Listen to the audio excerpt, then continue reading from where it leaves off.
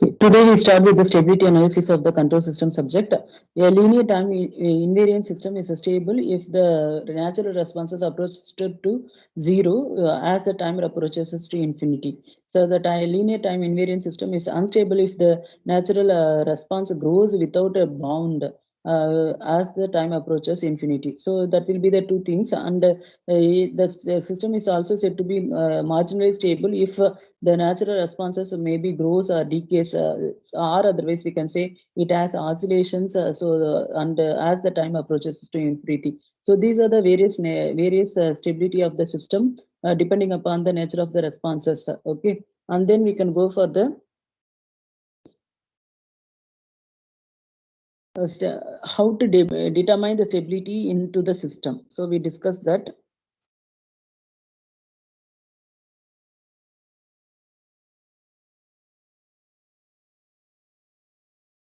So here the system stability will be determined based on the location of the closed loop transfer function. So here we will be having a open loop transfer function. Then you can also determine the closed loop transfer function. CFS divided by RFS is equal to GFS divided by 1 plus GFS into HFS. So this will be the closed loop transfer function. In the denominator will be give you the characteristic equation. So that will be gives the poles of the system. So if the poles of the system are located onto the left half of S plane, then the system is said to be stable system. If the poles of the system is located on the right half of the S plane, then it is said to be the unstable system. So here, this is how we can determine the stability of the system. Okay, so then we can go for the various kinds of transfer function. So depending upon that, the location of the poles will give you the stability of the system, whether it is been stable, unstable, or marginally stable, like that. Okay, and then we can go for the various kinds of stability analysis. So that will be analyzed by three different persons. First one will be the Ruth Hurwitz. The second one will be W.R. Evans, and third will be the Nyquist. These three persons we come up with the different concepts to analyze the stability of the system. Okay. So first of all, we discuss the Ruth Hurwitz stability criterion. So here the number of roots of the characteristic equation must be positive and real. Then it will be equal to number of changes in the right half of S plane, then the system is said to be the stable. Okay, or otherwise, if any sign changes is that the number of sign changes gives the number of poles on the right half of S plane, then it is said to be the unstable of the system. So this will be the Ruth Hurwitz stability criterion, and here you can able to see.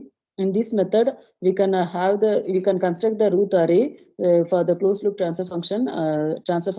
The poles will be located in the left half of S plane. Then the first column of Ruth array consists all the elements as positive. Otherwise, if any change is there, the poles will be located in the right half of S plane. Then the system is to be unstable. If the poles are located in the imaginary axis, then the system is said to be marginally stable. So these are the three conditions which has been discussed by the stability of the system. Okay, so now you can able to see the Ruth Hurwitz stability criterion. So here you will be having a characteristic equation as the polynomial characteristic equation. So here you can have S power n. So S power n might be odd number or even number. If it is a even number, then decreasing order even numbers we have to take. S power even numbers we have to take. For example, S power 6 is there, then you have to take S power 4 coefficient, and then you have to consider S power 2 coefficient, S power 0 coefficient. Similarly with the odd numbers. Okay, so odd numbers means S power 5, S power 3, S power 1, like that. Okay, so here we have to fill the two rows by looking into the problem itself, or by looking into the characteristic equation of the system. So then the remaining rows will be filled by the procedure. Okay, so now you have to determine all these values. We can discuss that. So here you can able to see, and the next row will be determined, the first element will be B. The B will be determined as by considering the above two rows. Okay, so in the above two rows, you will be having an minus 2, and here an minus 1 and an minus 3. This will be the two rows, and 2 cross 2 matrix will be look like.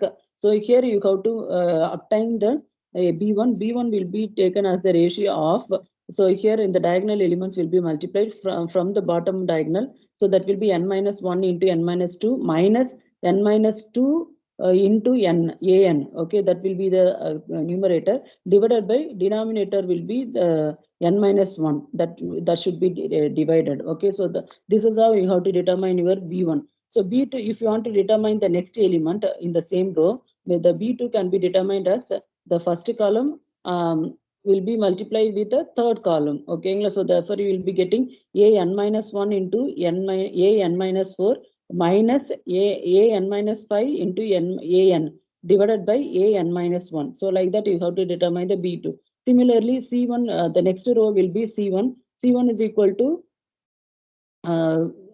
you have to consider the next immediate above rows. So b1 an minus 1, an minus 3, b2, like that row you have to consider. So therefore the diagonal elements, bottom diagonal elements, you have to cross multiply, and you will be getting a b1 an minus 3 minus b2 into an minus 1 divided by c1.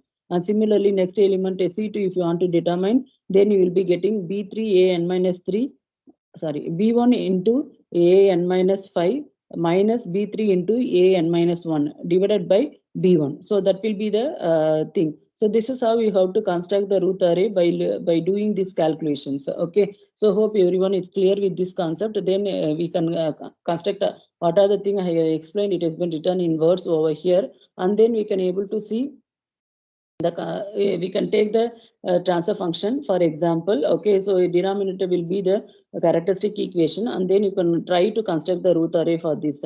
Like that we have to construct a root array, okay. So in the previous thing what I have explained, the same manner here it has been available, and then you can able to see the construction of root array will be in different cases. 4 different cases are available. One is in the first column of root array consists all the elements as non positive elements, okay. So no element in the first column is 0, so that will be the first thing. Second will be it has first column consists of 0, we only with 1 0, okay. So third is complete row will be 0. So if it has any ones, any one zeros, then how to determine the stability of the system, then step by step we discuss. So here we can take various examples. For example, we can take the transfer function as like this. This is a quadratic equation, it's very simple. So s power 2, so s power 2 coefficient is a2, s power 0 coefficient is a naught, and next immediate row will be s power 1, that will be s power 1 is a1, and next it's not available 0. S power 0 is nothing but can be determined as b1. B1 is nothing but a1 into a naught minus 0 into a2 divided by a1. So that will be the thing. So you will be getting an answer as minus 1 divided by a1. So already you can able to see, if you are substituting that value instead of b1, the first column of root array consists of minus. Therefore system is system is unstable, okay. So similarly you can determine, and here you can able to see the third quadratic s power 3 equation. So similarly you can determine s power 3, s power 2, s power 0, s power 1. So here you can also see depending upon the values. So first column of root array, if it is positive, then all the poles will be located on the left half of s plane, system is stable. If it is negative, all the poles will be located on the right half of s plane, system will be unstable, okay. So like that it will become, and then you can have s power 3 and plus 6 into s square plus 12 into s plus 8, that is equal to 0. So you can construct the root array. So you can able to see there is no sign changes, therefore system is stable, okay, and all the poles will be located on the left of s plane. So here in the second problem you can able to see the construction of root array. In the first column of root array consists of negative element, so therefore the system is unstable. It how many sign changes is there, you have to look. So here before minus you are getting plus. So the sign changes from plus to minus, minus to plus. Therefore, 2 sign changes is available. Therefore, 2 poles will be located on the right half of S plane. Okay, so that will be the stability and location of the poles. So then you can able to see in this problem, in the characteristic equation, k is available. Okay, so here you can able to see you can see the construction of root array. So first column of root array consists with 1 3 8 minus k divided by 3 1 plus k. So here depending upon the k value only, the first column of elements will be a negative or positive, we can able to say. Okay, for example, 8 minus k is equal to 0. So k is equal to 8. So less than k value, less than 8 k value, the system will be having a positive element. Greater than greater than 8 for k values, system will be having a negative element. So therefore, the range of stability for the k will be -1 to 8. Okay, so this is how you have to determine the stability of the system for the particular range of k. Okay, and then you can able to take this problem, same thing. Open loop transfer function is given, unity feedback is available. So then you have to determine the closed loop transfer function, and then a denominator you have to consider as a characteristic equation, and then you have to construct the root array. You have to look the first column of root array consists with negative element, therefore system is unstable. Okay, it's very simple, easy one. And then you can able to see next case.